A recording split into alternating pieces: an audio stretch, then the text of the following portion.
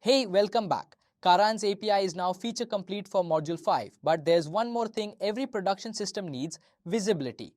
When something goes wrong at 2 a.m., you need to know what happened, where it failed, and why. When your OpenAI bill spikes, you need to trace which endpoints are responsible.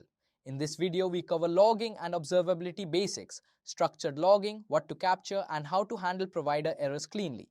AI backends fail in ways that are hard to detect without logging. An LLM API timeout looks like a slow response from the outside. A retrieval step returning low relevance chunks looks like a bad answer, but you can't tell if the model hallucinated or the retrieval failed. An embedding failure mid-ingestion means documents are silently missing from the knowledge base. Without logs, all of these require you to reproduce the problem from scratch. With structured logs, you can trace exactly what happened, which provider call failed, what the retrieval returned, and how long each step took. Observability is what turns a black box into a system you can actually operate. Plain text logs are readable by humans but hard to search programmatically. Structured JSON logs are readable by both. Every log entry is a JSON object with consistent fields: timestamp, level, message, and any extra context you add. Look at the JSON formatter. It takes a log record and serializes it as JSON.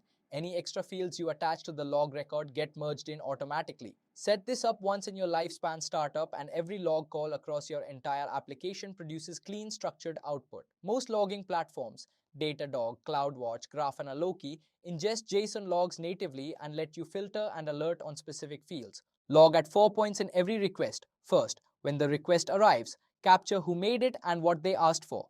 Second, after retrieval, how many chunks came back and what were the relevant scores. Low scores are a signal that retrieval quality is poor. Third, after the LLM call, model used, token counts, and latency. This is your cost tracking data. Fourth, when the request completes, total end-to-end latency and final status.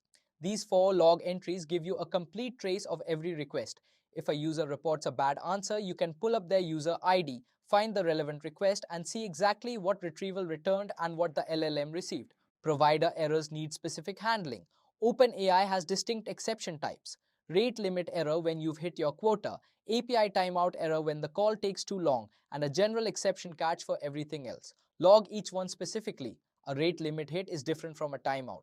You want to be able to count each separately in your logging platform and alert on different thresholds. Notice the HTTP status codes too. Rate limit from OpenAI becomes a 429 to the caller. A timeout becomes a 504 gateway timeout. These are the semantically correct responses and they tell the caller exactly what happened and whether to retry. Good structured logs enable 4 things without any extra infrastructure: debugging, search by user ID and session ID to pull up the full trace of any specific request; performance monitoring, aggregate latency across all LLM calls and alert when average response time crosses a threshold; cost tracking, sum token counts per user and calculate daily spend; error alerting, count provider errors by type and trigger an alert when rate limit hits spike. All of this comes from the log fields you're already capturing. The logging platform does the aggregation. You just need to make sure the right fields are in every log entry. And the code we've covered in this video takes care of that. That's Module 5 done. Structured logs, 4 capture points per request, specific provider error handling. That's all you need for a fully observable AI backend. In Module 6, we move into the first real project, building a complete RAG API for podcast transcripts. Everything from Module 1 through 5 comes together there. See you in Module 6.